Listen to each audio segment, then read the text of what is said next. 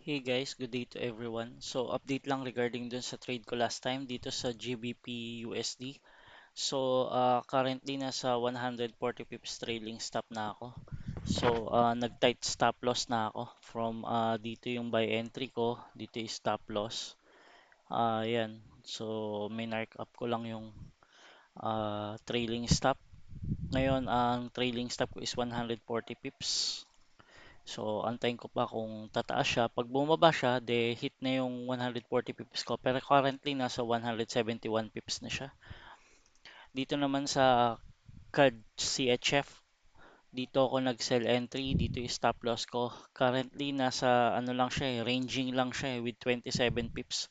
So, hindi ko pa binababa to break even. Hinihintay ko kasing ma-break sana eh.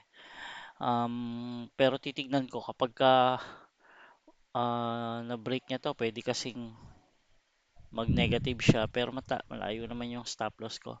Then may kinuha pa akong isa, Euro GBP, negative 12 pips.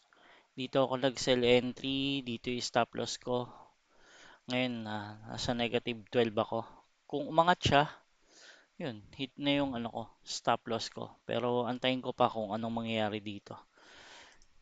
So, yun lang guys. Update ko kayo ulit kung anong mangyayari sa mga trades na to. Ah, this week may mga high impact news sa CAD, sa Euro. So, yun, careful lang sa pagte-trades. Yun lang guys, update ko kayo dito. Thank you and keep safe everyone.